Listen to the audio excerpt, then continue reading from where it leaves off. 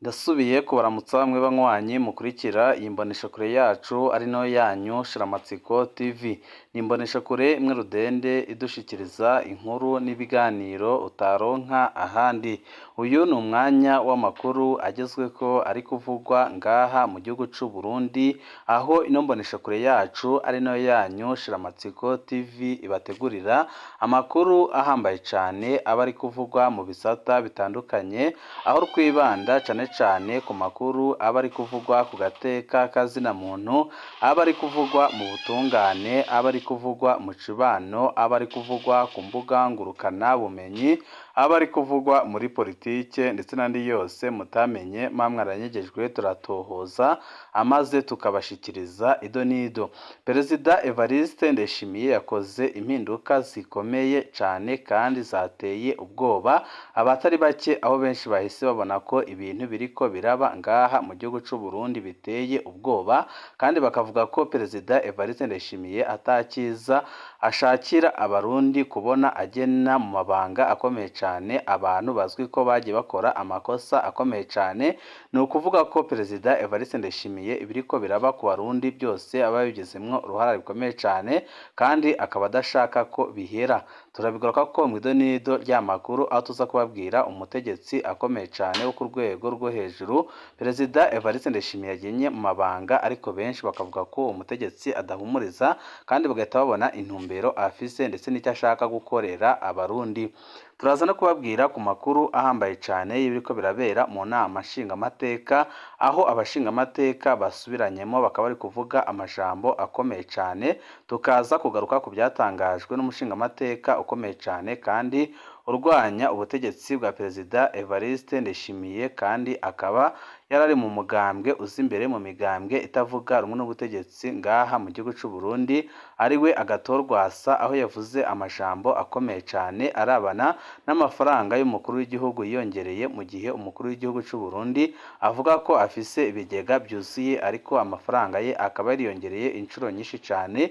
Ibi nyine akaba ari ikintu giteye ubwoba kandi kibabaje, cyerekana ko ubutegetsi bwa Perezida Evariste Ndayishimiye bugeze ku mfiro, kandi akaba ari ikintu cyerekana ko byanga byakunda ibintu bitoroshe na gatoya.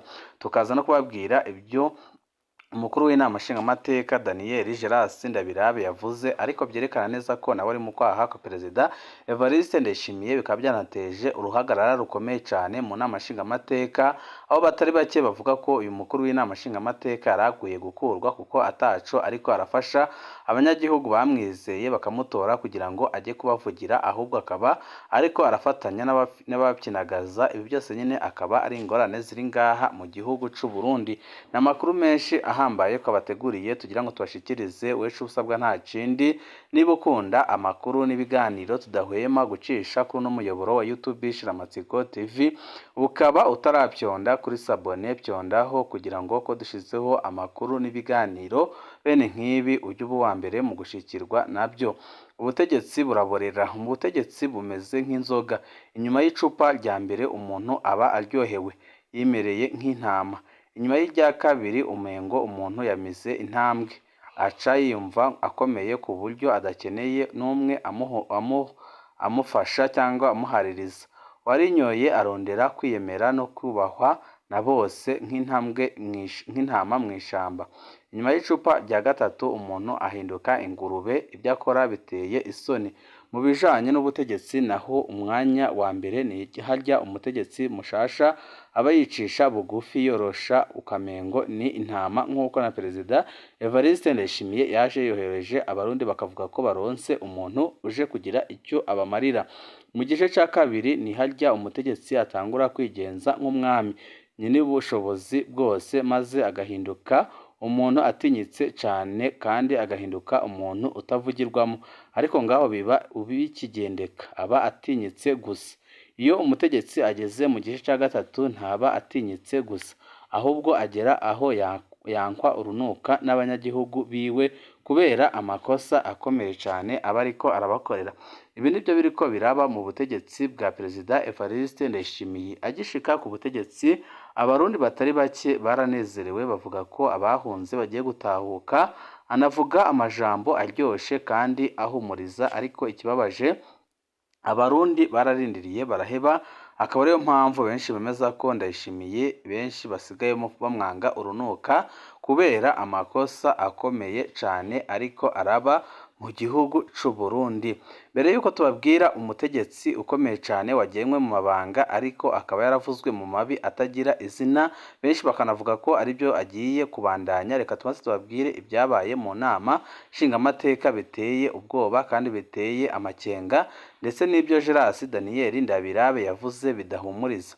Geras Daniel Ndabirabe arababazwa cyane n'abashingamateka baguma bemeza ko abarundi bakenye bagasaba ingabanywa ry'amakori.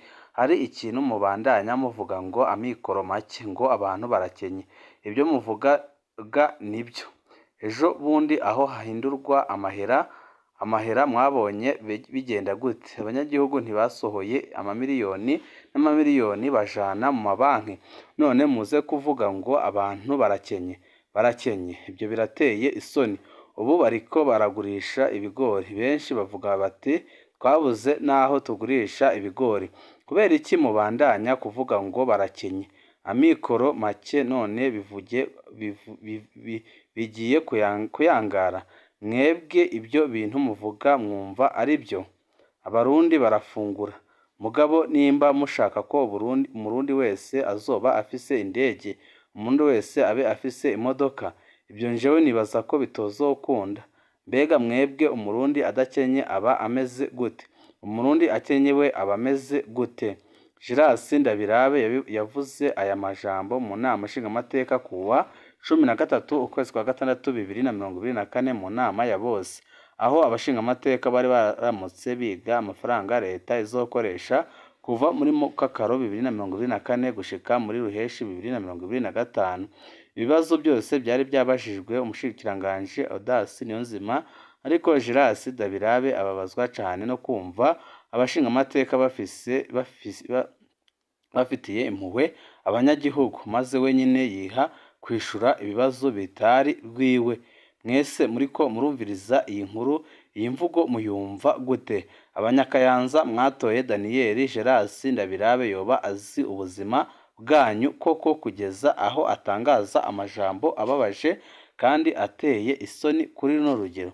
Ibi nibyavugiwe mu nama nshingamateka kugeza naho umushingamateka Agathon Rwasa yabajije ikibazo gikomeye cyane, kandi ikibazo umurundi wese yibaza, aho yabajije impamvu amafaranga atunga Perezida Evariste Ndayishimiye adugijwe inshuro nyinshi cyane, mu gihe avuga ko iwe ibigega byuzuye cyane. Kubera iki amafaranga akoreshwa n'umukuru w'igihugu yiyongera cyane kandi avuga ko afise ibigega byuzuye ibifungurwa? Agathon Rwasa niko yabajije.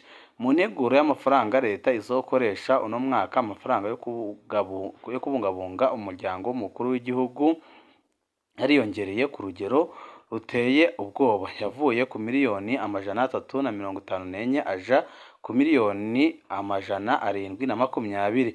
Mwibuke ko mu mwaka uheze yari yagenewe gukoresha amamiliyoni 358, ariko bikarangira akoresheje miliyaridi imwe n'amafaranga miliyoni 700 n'ibirenga.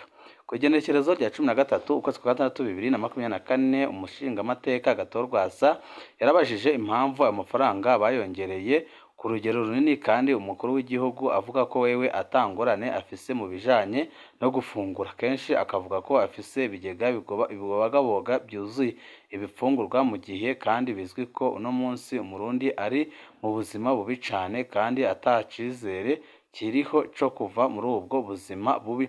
Umushingamateka Agathon Rwasa yarerekanye kandi amakenga ku bijanye n'amatagisi yongereye cyane ku byankenerwa. Rwasa abona ko ayo matagisi agiye kuremereza umunyagihugu ku buryo bukomeye cyane. Mu kwishura ico kibazo c'amafaranga umukuru w'igihugu akoresha, Audace Niyonzima, umushiranganje w'ikigega ca leta, yaravuze ko ati nta byinshi yogisigura ko, aca avuga ko bivana n'ibyo bajejwe gukurikirana ubuzima bw'umukuru w'igihugu berekanye ko bikenewe. Ibyo biruko mu gihe ubuzima buguma buzimba mu gihugu c'u Burundi, ibyankenerwa bikaduza ibiciro ku rugero rudasanzwe mu masoko. umukuru w'igihugu nawe akavuga ko abarundi badakenye kandi badashonje. Ibyo bigatangaza abantu impamvu umukuru w'igihugu aca yongereza amafaranga akoresha kandi atemera ko ubuzima buzimbye mu gihugu. Inyishu y'umushikiranganji irateye ubwoba ndetse irerekana ko byanga bukunda ibiriko birabera muri CNDD-FDD n'abashikiranganji batariko barabyumva, nk'uko n'umushikiranganji wa mbere Gervais Ndirakobuca aherutse gutangaza ko atanyishu afise ku bibazo bitandukanye biri ngaha mu gihugu c'u Burundi, aho yavuze ko ibyo ngibyo bafise uwo bagomba kubibaza badakwiye kugumya babimubaza kandi ataho ahuriye nabyo. Kwari kwababwiye ko hari umutegetsi ukomeye cyane wagenwe mu mabanga, ariko bikaba ari ibintu byerekana ko byanga byakunda ibi bintu birimwo igipfungu gikomeye cyane, kandi bikaza byerekana ko Ndayishimiye ataciza ashakira abarundi. Igenwa rya Geregori Nkeshimana ryatumye benshi batakaza ikizigiro ko hariho intumbero yo gukosora amanyanga mu butungane. Kuwa kane uheze ku igenekerezo rya 13 ukwezi kwa gatandatu 2024, Perezida Ndayishimiye yaragenye Geregori Nkeshimana mu mabanga y'umunyamabanga ntayegayezwa w'inama nkuru y'ubucamanza mu gihugu c'u Burundi. Abamuzi batari bake na cane cane abakora mu gisata c'ubutungane harimwo n'abakora mu biro by'umushikiranganji Domine Banyankimbona batumenyesheje ko bumiwe babonye iryo tegeko ry'umukuru w'igihugu.